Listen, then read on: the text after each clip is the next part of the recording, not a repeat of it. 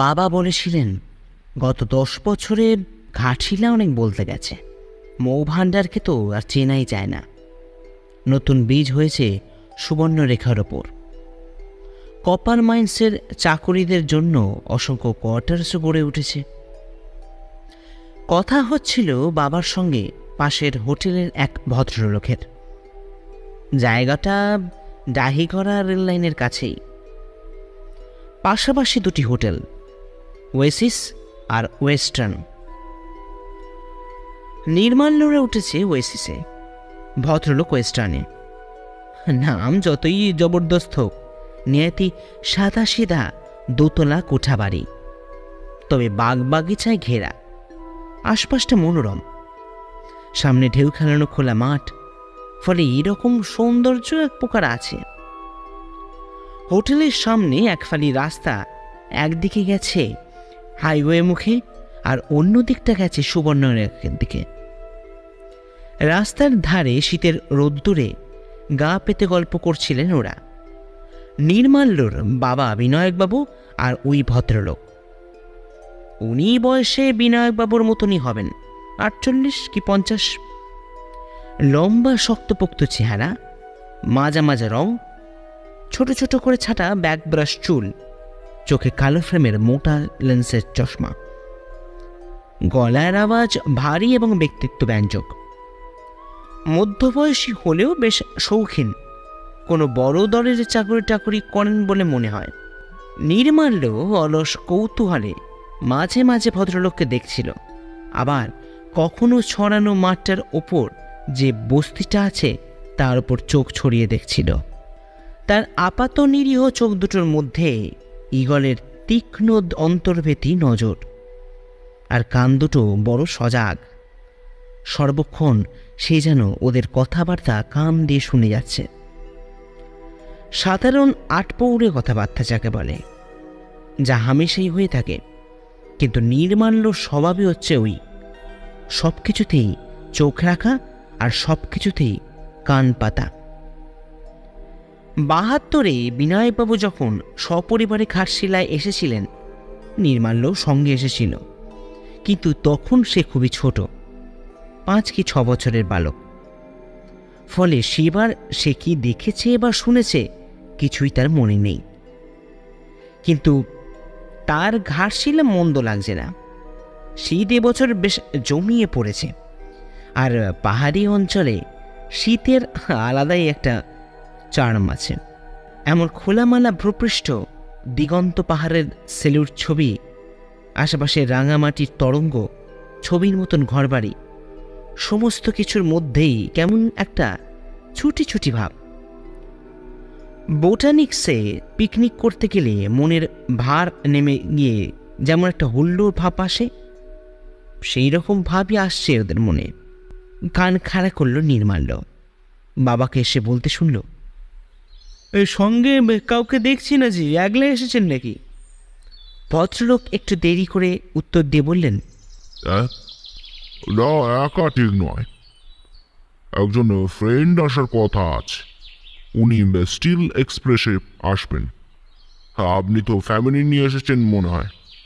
না না, কি করি বলুন তো, আমি মজা করে ঘুরে বেড়াবো, এদিকে পরিবার গোমরা মুখে বাড়িতে বসে থাকবে, সেটা স্বার্থপরতা বলে মনে হয় নাকি মিস্টার? আমাকে মিস্টার পালিত বলেই ডাকতে পারেন।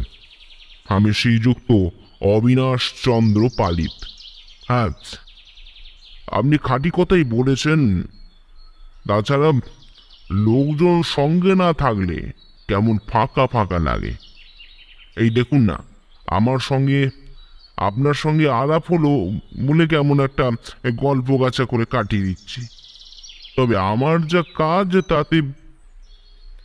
অবিনাশ পালিত কথাটা অসমাপ্ত রেখে একটা কায়দুরবাস্ত কাজ ঝাঁকালেন। অনেক লোকের একটা স্ন্যাক থাকে। নির্মাল্যর কিন্তু মনে হয় পালিত সাহেব কিছু একটা চেপে গেলেন। বিনায়কবাবু অবশ্য সরল মনেই শুধলেন, কি যদি কিছু মনে না করেন একটা কথা। কি করেন আপনি? এই ব্যবসাপাতি গোছের কিছু একটা করি। ও তাহলে বিজনেসম্যান? হ্যাঁ, ভালো ভালো ভালো। ওর চেয়ে ভালো আর কি আছে বলুন তো? সম্পূর্ণ নিজের একটা স্বাধীনতা, কারোর কথার কোনো জোর নেই, পরাধীনতার আশ্রয় নেই। তার মানে আপনি চাকরি করেন? বিনায়কবাবু, চাকরি জিনিসটায় স্বাধীনতার অভাব ঠিকই, কিন্তু ব্যবসার মতন ঝুঁকি কিন্তু অত নেই।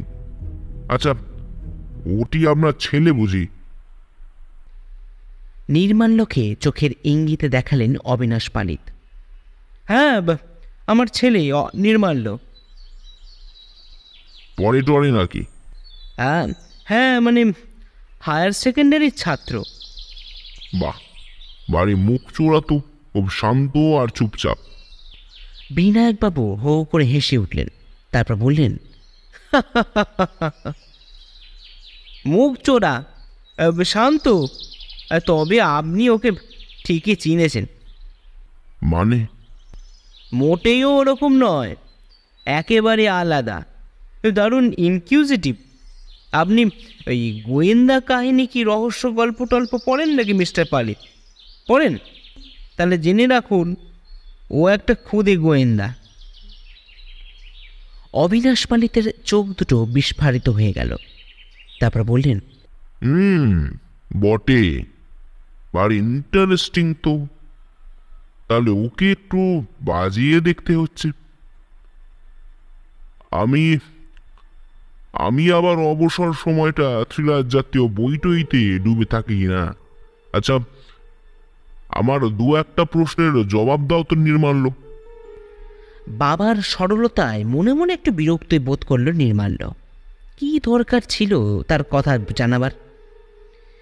বাইরে অবশ্য সে হাসি মুখ বজায় রাখল, বলল, হ্যাঁ বলুন না। বেশ, বলো তো, স্কটল্যান্ড ইয়ার্ডের যে বিশ্বজোড়া নাম, সে তো তুমি জানোই, কিন্তু আমার প্রশ্ন হলো, স্কটল্যান্ড ইয়ার্ড সলভ করতে পারেনি এমন একটা কেসের কথা বলো তো। নির্মাল্য পাখা কুইজ মাস্টারের মতন ঝটিতে উত্তর দিল, হ্যাঁ, মানে জ্যাক দি রিপার মিস্ট্রি। গুড, এটা অবশ্য একটা সহজ প্রশ্ন ছিল। দ্বিতীয়টা কিন্তু জটিল হবে। কোনান ডয়াল যে শার্লক হোমস চরিত্র তৈরি করেছেন, তার আদলে কোন চরিত্র ছিল বড় দিগিনি, আর লেখকই বা কে?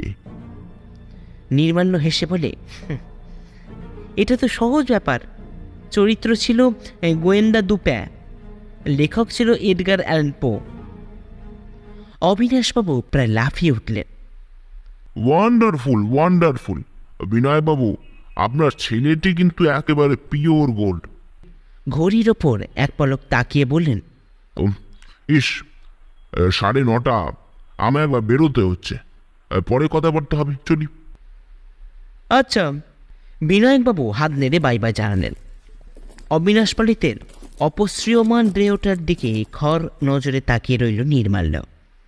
মনে মনে ভাবল, ইংরেজিতে যাকে অ্যাভারেজ ম্যান বলে, লোকটি ঠিক যেন সেই রকম। তার দৃষ্টি অনুকরণ করে বিনায়কবাবু বললেন, কী রে, কীরকম লাগলো লোকটাকে? নির্মাল্য গম্ভীর গলায় বলল, বেশ ইন্টারেস্টিং লেগেছে কিন্তু।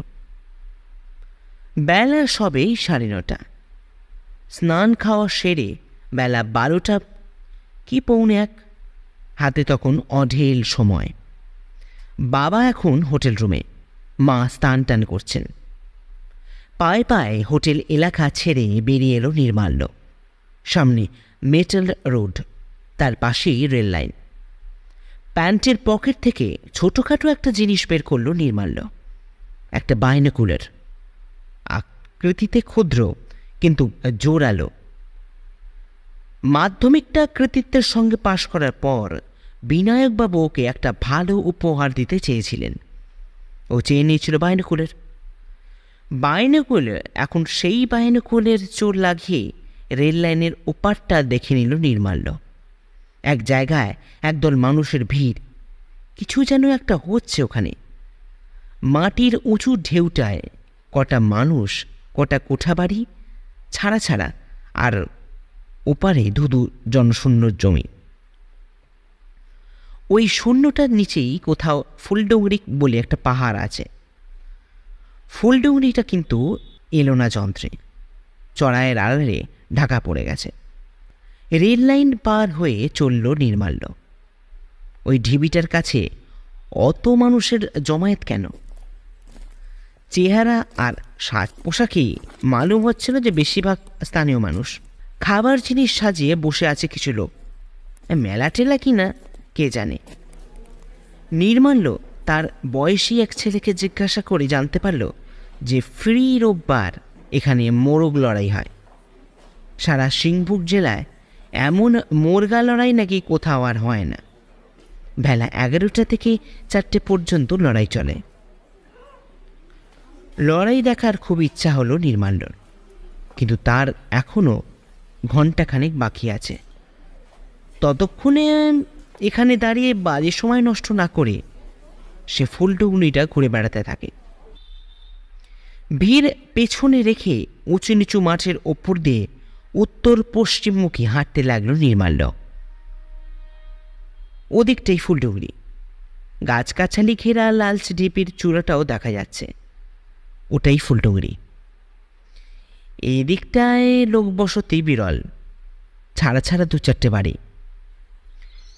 প্রথমে একটা মেটাল রোড, বেশ চওড়া আর মসৃণ, স্ট্রেট হাইওয়ে বলে মনে হয়। তারই গায়ে ফুলডুংরি। বাইনোকুলার বের করে চোখে চড়ালো নির্মাল্য।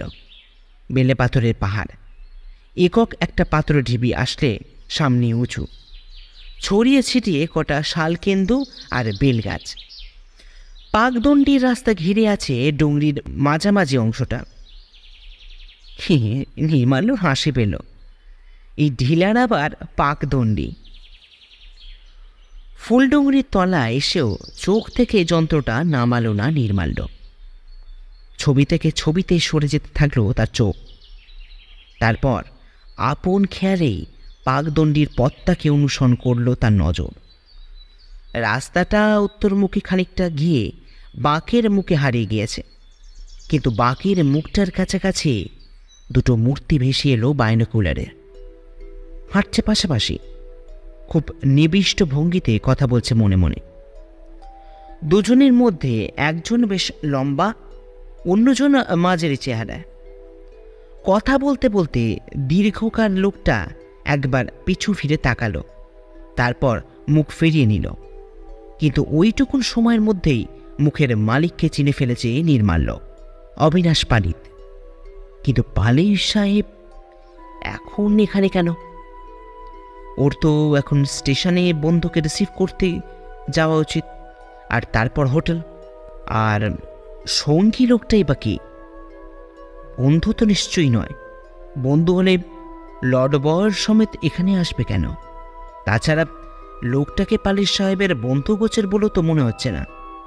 খুবই সাদাসিধা দেহাতি ধরনের লোক। ওর মতন শৌখিন মানুষের বন্ধু উনি যে হবেন তা বলা চলে না। লহমায় মনস্থির করে পাহাড়ে উঠতে লাগলো নির্মাল্য। জায়গাটা এমন খোলামেলা যে নিজেকে লুকিয়ে বাঁচিয়ে গোপন রাখার উপায় নেই। তাছাড়া জায়গাটা ছোট, যে কোনো মুহূর্তে পালিত সাহেবের চোখে পড়ে যাওয়ার সম্ভাবনা। অথচ সেটা চাইছিল না নির্মাল্য। বেশ একটা মানসিক উত্তেজনা অনুভব করছে সে আজ। তবে 2-4টে দল আছে এখানে। পাকদণ্ডির আগবাগগুলোতে আছে, শালগেন্দুর গড়ির আড়াল আছে। সব মিলিয়ে নিজেকে খানিকটা আড়াল রাখা যায়। নির্মাল্য 50 ফুট খাড়াই তরি উঠে পাকদণ্ডির রাস্তাটা ধরে দ্রুত পদক্ষেপে কিছুটা এগিয়ে গেল। বাইনোকুলারটা হাতে থাকা এখন সন্দেহজনক বলে ওটাকে পকেটস্থ করল সে। চেঞ্জারদের দলগুলো ডুংরির দক্ষিণ দিকে, এদিকে এরা মাত্র 3 জন। বাতাসের শব্দ এবং পালিতের চাপা গলায় কথাবার্তা ছাড়া এই দিকটা আর কিচ্ছু শোনা যাচ্ছে না। বাঁকের মুখটায় গিয়ে আর এগোনোর নিরাপদ নয় বুঝে পাকদণ্ডির ধারের পাথরের দেওয়ালে পিঠ ঠেসা দিয়ে দাঁড়ালো নির্মাল্য। অবিনাশ পালিত তার সঙ্গী বাঁকের ঠিক ওধারটি দাঁড়িয়ে কী সব বলছে। এই অবস্থায় নির্মাল্য ধরা পড়ল যে কেউ বুঝে ফেলবে আড়ি পেতে সে এই কথা শুনছে। উপস্থিত বুদ্ধিমতো সে একটা নুড়ি কুড়িয়ে নিয়ে পাথরের দেয়ালে নিজের নাম লিখতে ব্যস্ত আরম্ভ করল। এমন অনেকেই করে এসব জায়গায় এসে। নির্মাল্যর কাঁধ দুটো কিন্তু রাডারের মতোই সতর্ক এবং সক্রিয়। ওদিক থেকে ছাড়া ছাড়াভাবে কথা ভেসে আসছে, কখনো স্পষ্ট আবার কখনো বা অস্পষ্ট। নির্মাল্য উৎকর্ণ হল। তুমি মুনাফার দিকটাই দেখছো রামচাঁদ, কত ঝুঁকি নি সেটা দেখছো না তো। র মেটেরিয়াল জোগাড় করাই শক্ত হয়ে উঠেছে দিনে দিনে। আমার সাপ কথা, 5,000-এর বেশি দিতে আমি পারবো না। পালিত সাহেবের ভরাট গলা চিনতে অসুবিধা হলো না নির্মাল্যর। এবার একটা লোক যার নাম রামচাঁদ সে কি বলে শোনার জন্য কান খাড়া করল নির্মাল্য। কিন্তু একই লোকটার স্বর ঘর ঘরে, তারপর দেহাতি টানে হিন্দি ভাষায় জগা কেচরে। নির্মাল্য বিচ্ছিন্ন তাকলিফ, দেওয়া টেওয়া, 50,000, মকা, এই রকম গোটা কতক শব্দ ছাড়া আর কিছুই শুনতে পেল না। বরঞ্চ তোমায় আমি আর 1,000 দিচ্ছি, মোটমাট ওই 6,000। খাঁটি জেড বলছো তাই না? পালিত সাহেবের গলা। প্রত্যুত্তরে রামচাঁদ জি সাহেব এবং খাঁটি স্টোন কথা দুটো শুনতে পেল নির্মাল্য। এরপর ওরা আরও নামক গলায় কথাবার্তা পড়তে শুরু করল। ওদের প্রায় মিনিট 3 কথাবার্তা থেকে নির্মাল্য 5.5, রুক্মিণী এবং পেমেন্ট, এই 3টে শব্দ ছাড়া আর কিছুই উদ্ধার করতে পারল না। আর এখানে অপেক্ষা করা মোটেই নিরাপদ নয় ভেবে সে বুঝে যায় দ্রুত পথে এখান থেকে সরে যাওয়াই ভালো। এক ধরনের উদ্বেগ উত্তেজনা মেশানো অদ্ভুত মানসিক অবস্থা এখন ওর মধ্যে। শ্বাস প্রশ্বাস পড়ছে দ্রুত।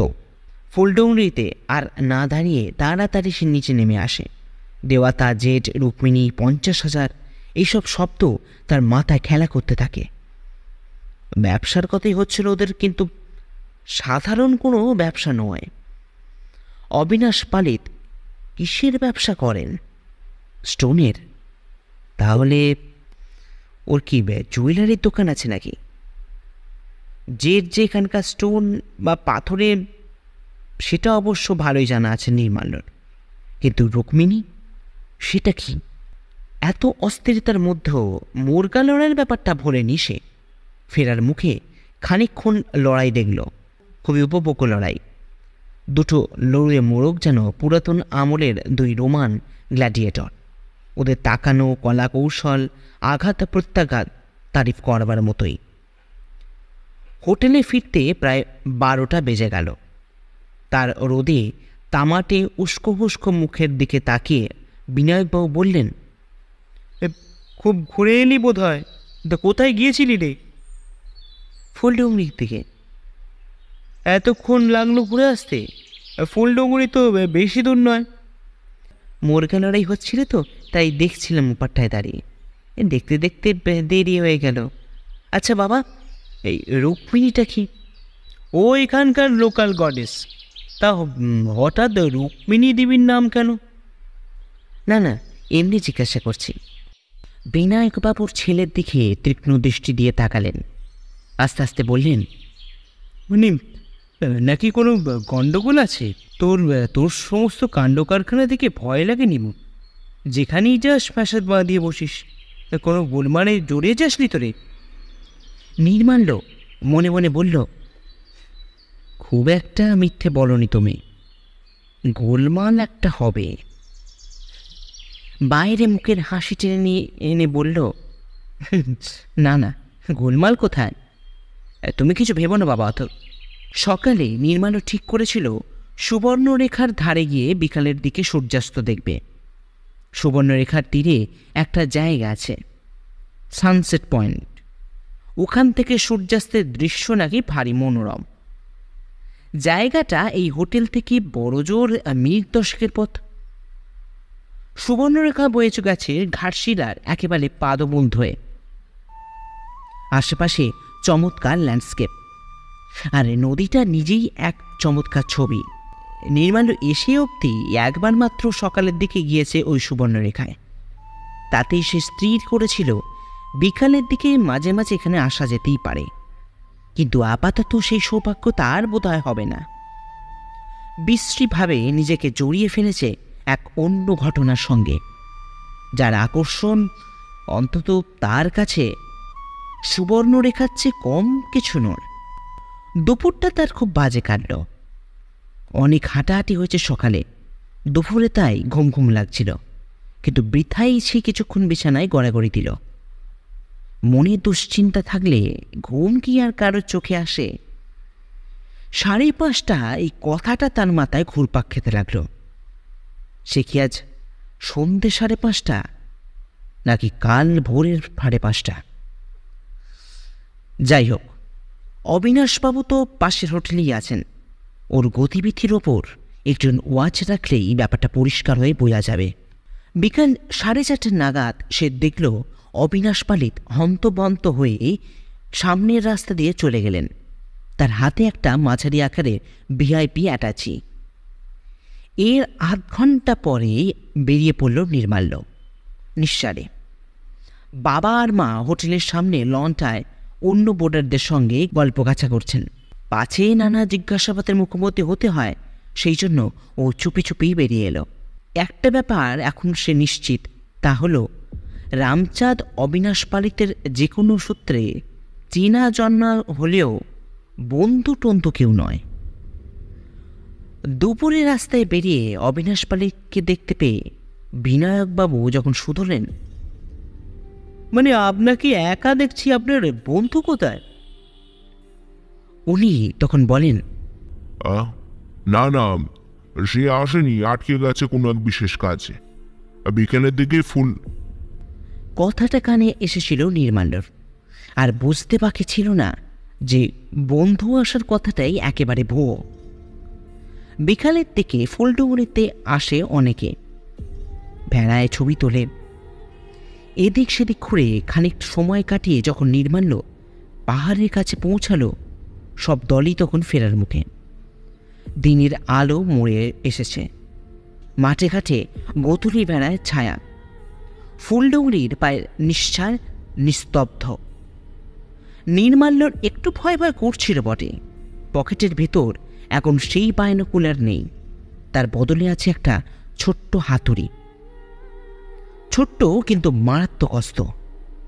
এটা সঙ্গে থাকলে বরাবর সে বুকে বল পায়। পকেটে হাত তোকে হাতুড়ির মুখটা চেপে ধরতে তার মনে বেশ একটা নির্ভরতা জেগে উঠল। যদিও ততটা সতর্ক হবার দরকার ছিল না, তবু সে ডুংরিতে ওঠার সাধারণ ব্যবহার্য রাস্তাটা এড়িয়ে একটা বিপদ পথে এগিয়ে চলল এবং পূব দিকের পাশাপাশি দাঁড়ানো দুটো গাছের আড়ালে চুপচাপ অপেক্ষা করতে লাগলো কখন ঘড়িতে 5:30 বাজবে। সন্ধ্যার আবছায়া ক্রমশ দানা বেঁধে গভীর অন্ধকারে পরিণত হয়েছে। হঠাৎ পাহাড়ের পশ্চিম কোণে পাথরের সঙ্গে বুট জুতোর ঘষ্টানির শব্দ তাকে প্রচণ্ডভাবে চমকে দিল। কেউ আসছে, প্যান্ট শার্ট পরা লোক নিশ্চয়ই। বেশিক্ষণ লাগলো না, একটা কালো ছায়া ডুংরির ওপর উঠে এলো। চূড়োটায় গাছপালা তেমন নেই বলে অন্ধকার তেমন ঘন নয়। নির্মাল্য সহজেই শনাক্ত করতে পারলেও ওটা হলো অবিনাশ পালিত। তার আবছা দীর্ঘ মূর্তি ডুংরির চূড়ার ওপর দিয়ে হেঁটে উত্তর ঢালে অদৃশ্য হয়ে গেল। তারপর কিছুক্ষণ একেবারে চুপচাপ। দূরের অন্ধকারের আড়ালে যে কি ঘটল সেটা জানে না। আবার অবিনাশ পালিতের চূড়ো দিয়ে হেঁটে আসতে দেখল সে, কিন্তু মন্দ কপাল আর কাকে বলে। দাঁড়িয়েছিল পাকদণ্ডী রাস্তার কিনারে ঘেঁষে। হঠাৎ একটা পা পিছলে গেল তার, আর কয়েকটা আলগা নুড়ি গড়গড় করে গড়িয়ে পড়ল নিচের দিকে। অবিনাশ পালিত সঙ্গে সঙ্গে চেঁচিয়ে উঠলেন, কে কে ওখানে? সঙ্গে সঙ্গে এক ঝলক আলো অন্ধকার ফুরে নির্মাল্য পাশ দিয়ে বেরিয়ে গেল। ঝটিতে সে বুঝতে পারল যে এখানে লুকিয়ে থাকার চেষ্টা করলে ধরা পড়ার সম্ভাবনাই বেশি। তাই দুজন সমর্থ মানুষের সঙ্গে লড়াই দিতে সে একা পারবে না। হয়তো জিততেও পারে, কিন্তু তাতে তার এখানে আসার উদ্দেশ্য পণ্ড হয়ে যাবে। অপরদিকে রাস্তা দিয়ে পালাবার চেষ্টাও বোকামি। নিরুপায় হয়ে গড়ান বেয়ে নামবার চেষ্টা করল সে। এদিকটাই ফাঁকা মাঠ। মাঠ ধরে দৌড়ালে কোথায় পৌঁছাবে তাও জানা নেই, কিন্তু অত শত ভাববার সময় এখন নেই। রামচাঁদ, তুরন্ত ইদার যাও। নির্বাণল উল্টোপাল্টা গড়িয়ে ডোংরির নিচে নামল। এদিকটা মোটামুটি খাড়াই আর গুঁড়ো কাপড়ে ভরা, তাই রক্ষে নচেত হাড্ডি চুর হয়ে যেত। চোট লেগেছে বেশ, কিন্তু তা নিয়ে মাথা ঘামাবার সময় এখন নেই। পায়ের শব্দ দ্রুত ধীরে আসছে এদিকে। সে প্রাণপণ দৌড় দিল। কোথা দিয়ে কোথায় যাচ্ছে কিচ্ছু জানে না সে, শুধু জানে থামা মানেই বিপদ। এমন সংকটে তার মাথা অবশ্য বেশ কাজ করছিল। ডানাতে লোকালয়ের রাস্তা আর বাঁহাতেই অনন্ত প্রান্তর। এটা সে ভোলেনি। এমন ম্যারাথন রেসও জীবনে তার প্রথম। পেছনে পায়ের শব্দ একটু শিথিল হলো বটে। বুঝল কেউ আর তাকে অনুসরণ করছে না। পায়ের গতি একটু শিথিল করল যতক্ষণ না হাইওয়ের ওপরে এসে পড়ে সে। বাকি পথটুকু দ্রুত পা হেঁটে যখন সে হোটেলে ফিরল, তখন তার জন্য বাবা মা রীতিমতন চিন্তিত এবং উদ্বাস্ত। নির্মাল্য তখন হাঁপাচ্ছিল। এই শীতেও ঘেমে নিয়ে একেবারে একসা। একটুও যদি তোর কাণ্ডজ্ঞান থাকে, এই বলে এক প্রস্ত বকাঝকার জন্য বিনায়কবাবু বসতে হচ্ছেন। হঠাৎ ছেলের বিধ্বস্ত মূর্তি দেখে তিনি হতভম্ব হয়ে গেলেন। এসব কি? এ কি চেহারা তোর? মুখে কাল সিটে কোথাও মারদাঙ্গা করে এলি নাকি রে? নির্মাল্য কেমন একরকম হাসল, তারপর বলল, সেই রকমই বাপি। কি হয়েছে খুলে বল। বিনায়কবাবু বাস্তবে কি উদ্বিগ্ন। মানে আমি তো তোকে আশেপাশে না দেখে থানায় যাবার কথা ভাবছিলাম।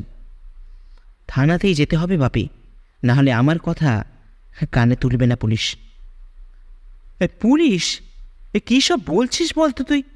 পুলিশের কথা আসছে কেন? তোকে তো পাওয়াই গেছে। অত কথা বলার সময় নেই বাপি। অবিনাশবাবু এসে পাওয়ার আগেই আমাদের একবার থানায় যেতে হবে। অবিনাশবাবু? উনি আবার কি করলেন? এখন থানায় চলো, সেখানেই সব বলবো। হোটেল ওয়েস্টার্নে এখন এমন যে একটা পুলিশি হামলা হবে যে কেউ ঘুণাক্ষরও ভাবতে পারেনি। রাত তখন 9টার মতন হবে। বোর্ডাররা যে যার ঘরে খাওয়া দাওয়া সারছে। ঠান্ডার দিনের নিজস্ব একটা প্রভাব হোটেলে খানিকটা শুনশান। এমন সময় বাইরে ডিপ থামায় বিজাতীয় শব্দে সকলে সকচকিত হয়ে উঠলেন। হোটেল মুহূর্তে খবর ছড়িয়ে পড়ল পুলিশ এসেছে। স্থানীয় OC GP Sitaram hotel manager বিলক্ষণ চেনা। ম্যানেজার শশব ব্যস্ত সুচলেন, স্যার এত রাতে মানে কি ব্যাপার? মিস্টার সীতারাম জানালেন, পুলিশের কোনো সময় অসময় নেই।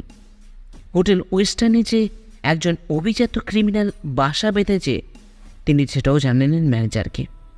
মানে স্যার ক্রিমিনাল আমার হোটেলে? আপনি নিশ্চয়ই কোথাও স্বপ্নের ঘরে আছেন স্যার। ম্যানেজারের মুখ রীতিমতন দ্রষ্টব্য বস্তু। অশু করুণার হাসি এসে বললেন, আপনার কোনো দোষ নেই ম্যানেজার বাবু। তো আপনার পক্ষে তো আর সব মানুষকে চেনা সম্ভব নয়। আর মিস্টার পালিত বলে যে এক ভদ্রলোক কলকাতা থেকে আপনার কাছে এসেছেন। তার ঘরটা কোনটা বলেন তো? আগে বাবু 7 নম্বর। ব্যাপারটা কি Sitaramji? He is under arrest. তার রুমটা সার্চ করতে হবে। পরের ঘটনা সংক্ষিপ্ত। মিস্টার পালিত ঘরেই ছিলেন। পুলিশি হামলা স্বপ্নের অগোচর ছিল তার। পুলিশকে ঠেকানোর বিস্তর চেষ্টা অবশ্য করলেন, কিন্তু ভিআইপি অ্যাটাচির ভেতরকার দামি প্রস্তর মূর্তিটা তার সব জোড়াজুড়ি ভেঙে দিল। অবিনাশ পালিত, যাকে বলে বামার সমেত ধরা পড়লেন। জেরার মুখে জানা গেল অবিনাশ পালিত তার ছদ্মনাম। আসলে তিনি বালিগঞ্জের অজয় গোস্বামী। অবশ্য সেটাও ছদ্মনাম কিনা এখন বলা যাচ্ছে না। সে যাই হোক, অবিনাশ পালিত ওরফে অজয় গোস্বামী এত কাণ্ডের পরও ভেঙে পড়েননি। মানুষটি যে সাধারণ পর্যায়ের অপরাধী নয় তাতে সন্দেহ নেই। জেরা চলাকালেই সহজ গলাতেই বললেন, আমাকে ধরা যে আপনাদের কম্ব নয় তা আমি নিঃসন্দেহ জানি। এর পেছনে আসে একটি লোক, দয়া করে তার নামটি বলুন সীতারামজি। দেখুন, এখন আর বলতে বাধা নেই। সে একটি বছর 17 ছেলে। বলেন কি, কে সে? আপনার হোটেলের পাশে হোটেলই থাকে, নাম নির্মাল্য। ও, সেই ছেলেটা বিনায়ক বাবুর ছেলে। খুব ব্রাইট এবং ইন্টেলিজেন্ট। ইস, বড্ড ভুল হয়ে গেল। ওর সম্পর্কে আমার আরেকটু সতর্ক হওয়া দরকার ছিল। যাই হোক, ওর সঙ্গে আমার একটু দেখা করাতে পারেন? ওসি একটু চিন্তা করে বললেন, তা পারি। দেখুন মশাই, কোনো ট্রিক খেলবার চেষ্টা করবেন না। বা আপনার কোনো কারণ নেই, আপনি তো সঙ্গে রইলেন। খবর যেতে দেরি হলো না। বিনায়কবাবুর ছেলেকে নিয়ে হাজির হলেন। বেশ একটু উদ্বিগ্ন অবশ্য তিনি ছিলেন। তখনও তার ধারণা কোথাও একটা গণ্ডগোল করে বসে আছে নির্মাল্য। অবিনাশ পালিতের সাচ্চা জেন্টেলম্যানের চেহারার ভেতর একটা চোর ছাঁচর লুকিয়ে আছে, এটা বিশ্বাস করতে তার মন একেবারেই সায় দিচ্ছিল না। ঘটনার পরিণতি দেখে তার বুকের ভেতর থেকে যেন একটা গরু ভার পাথর নেমে গেল। নির্মাল্যকে দেখে অজয় গোস্বামী কিন্তু ক্ষুব্ধ না হয়ে বললেন, তুমি আমাকে হারিয়ে দিয়েছ নির্মাল্য। তোমার বুদ্ধির পরিচয় পেয়েও তোমাকে খাটো করে দেখাটা আমার উচিত হয়নি। সন্ধ্যেবেলা তুমি এই ফুলডুঙরি গিয়েছিলে না? আশ্চর্য সাহস তোমার। দেখো, আমি সাধারণ চোর নয়, মনের বর্ষে এ পথে পা দিয়েছি। না, তোমার ওপর আমার কোনো রাগ নেই। কি জানি কেন রাগ হচ্ছে না। তুমি আমার বাইরের খোলসটাকে বিশ্বাস না করে ভেতরের বদমাইশটাকে খুঁজে বার করার চেষ্টা করেছ। এটা খাঁটি গোয়েন্দার লক্ষণ। তোমার বুদ্ধির কাছে আমার হার হয়েছে নির্মাল্য। বিনায়কবাবু যাকে বলে হতভম্ব, এমন কি নির্মাল্যও অবাক। অজয় গোস্বামী সকলকেই বিস্মিত করে দিয়েছেন। পুলিশের চেনে জানা গেল অনেক কিছুই। অজয় গোস্বামী একসময় কলকাতার এক থানার পুলিশ ইন্সপেক্টর ছিলেন। ক্রিমিনালদের নিয়ে নাড়াঘাটা করতে করতে তাদের সঙ্গেই একসময় হাত মিলিয়েছিলেন। সেই অপরাধ তার চাকরিতে যায়। তখন তিনি ক্রিমিনালদের নিয়েই একটা চোরা কারবারি চক্র করে তোলেন। বাইরের পরিচয় তিনি অ্যান্টিক ডিলার বা প্রত্নদ্রব্যের সংগ্রাহক। আসল কাজ নানা এলাকায় দুষ্কৃতীদের দ্বারা প্রত্নতত্ত্ব অপহরণ করিয়ে বাইরের দেশগুলো প্রভূত মূল্য পাচার। ঘাটশিলা থেকে মাইল 15 দূরের এক গ্রাম থেকে কদিন ধরে বহুমূল্যের জেট পাথরের একটা যে রুক্মিণী মূর্তিটা অপহৃত হয়, সেটা ওই অ্যাটাচের ভেতরের মূর্তি। তারই নির্দেশে রামচাঁদ এবং তার দল মূর্তিটাকে মন্দির থেকে চুরি করে। রামচাঁদ একজন কুখ্যাত অপরাধী, একসময় কলকাতায় ছিল, তাই সুবাতি অজয় গোস্বামীর সঙ্গে তার চেনাশোনা। বর্তমানে ঘাটশিলা আর তার আশেপাশে অঞ্চলে তার কর্মকেন্দ্র। গয়া জেলাতে 20 কোটি দামি বৌদ্ধমূর্তি সরিয়ে অজয় গোস্বামীর হাতে তুলে দিয়েছে সে। ধরা পড়ল রামচাঁদও। অজয় গোস্বামীর কাছ থেকে রামচাঁদের হাল হদিশ পেয়ে তাকে বেশ তৎপরতার সঙ্গে গ্রেপ্তার করে পুলিশ। অজয় গোস্বামীর জবানবন্দির থেকে যে মিথ্যা নয় সেটা রামচাঁদ কাছ থেকে জানা গেল। ব্যাপারটি নিয়ে হইচই যা হলো তা কহতব্য নয়। নির্মাল্য যে রীতিমতন হিরো বনে গেল। সকালবেলা বেড়াতে বেরোলে সবাই তাকে দেখিয়ে বলে, বাহাদুর ছেলে, কী বা বয়স, অথচ বুকের পাটা দেখো। এইসব ছেলেই তো দেশের ভবিষ্যৎ।